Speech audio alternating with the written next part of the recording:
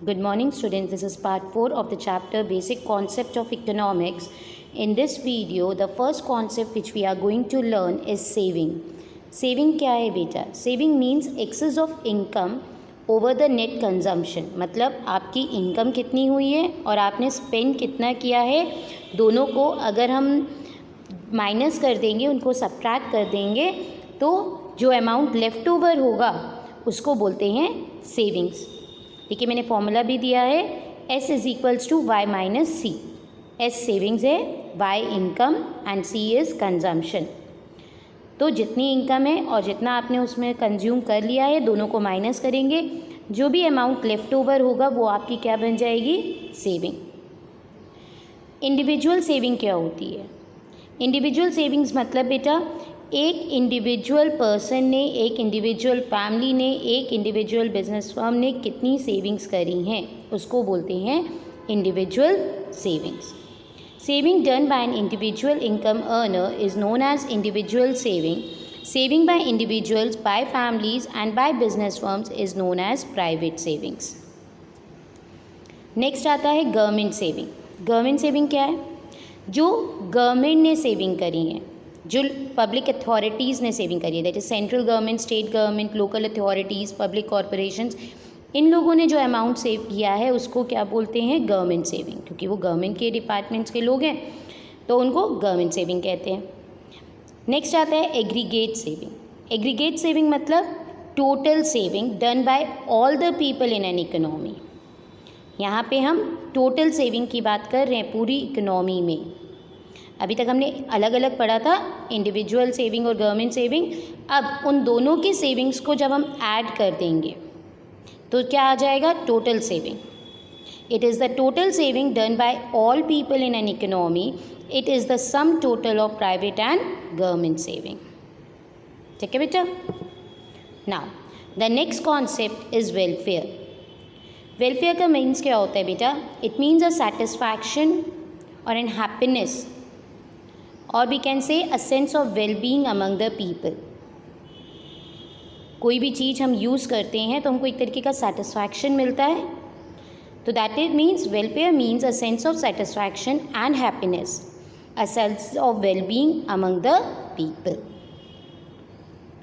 जो human welfare है वो दो उसमें क्लासिफाइड है. First one is economic welfare and the second is non economic welfare.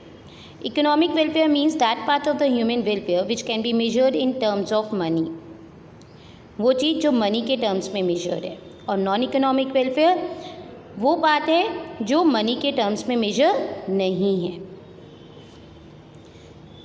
Next आता है बेटा प्राइस. हम लोग कोई भी कॉमोडिटी परचेज करते हैं तो उसके लिए अमाउंट पे करते हैं ना, तो उस पर्टिकुलर कॉमोडिटी के लिए आप कितना अमाउंट पे कर रहे हो, कितना मनी पे कर रहे हो, वो उस कॉमोडिटी का क्या हो जाता है? Price. Price of the commodity is the amount of money that has to be given to get a commodity. Goods have a price because they are useful and scarce. उन्हीं गुड्स की price होती है बेटा जो useful भी हो और scares भी हो, दोनों चीज़ें हों. ठीक है. जो चीज़ अबेंडेंट में होती है उसकी प्राइस नहीं होती. Prices are determined by the forces of demand and supply. Prices कैसे डिटरमाइन होती है? जिस जगह पे डिमांड और सप्लाई मीट करता है वो पॉइंट क्या होता है? Price. Equilibrium price is the price which equals demand with supply. जहाँ पे डिमांड और सप्लाई इंटरसेक्ट करता है कर्व उसका, उस पॉइंट को बोलते हैं equilibrium price. Next concept which we are going to learn is inflation. Inflation मतलब क्या होता है बेटा? जब prices of the goods continuously rise करते हैं उसको बोलते हैं इन्फ्लेशन. और जब इन्फ्लेशन होता है तो आप अपने पैसों से कम चीज़ खरीद पाते हो. फॉर एग्ज़ाम्पल, पहले आप 100 रुपीज़ का एक पूरा फुल बैग ऑफ वेजिटेबल्स लेकर आ पाते थे. अगर अब हम उस 100 रुपीज़ को मार्केट पे लेके जाएंगे तो वो फुल बैग ऑफ वेजिटेबल्स नहीं आ पाएंगे. क्यों? क्योंकि पहले प्राइजेस ऑफ द वेजिटेबल्स कम थे और अब prices of the vegetables increase होते जा रहे हैं डे बाय डे. तो उस सिचुएशन को बोलते हैं इन्फ्लेशन. ठीक.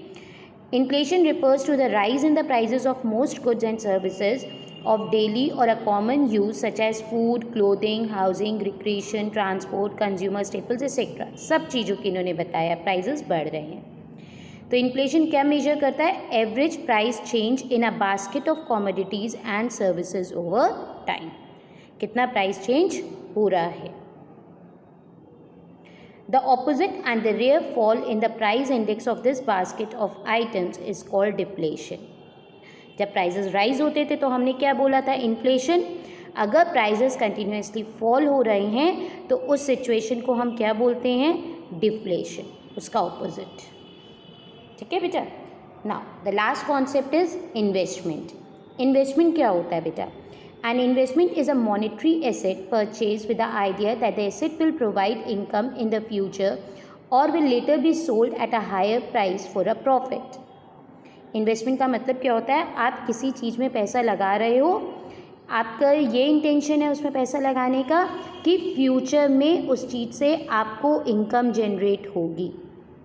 जैसे अगर आपने कोई मशीन खरीदी है प्रोडक्शन के लिए, यूज़ करने के लिए, तो आपको पता है उससे आप प्रोडक्शन करोगे, गुड्स बनेंगे और आप उस गुड्स को सेल करोगे, तो और आपको उससे क्या होगा? प्रॉफिट्स होगा, इनकम आएगी।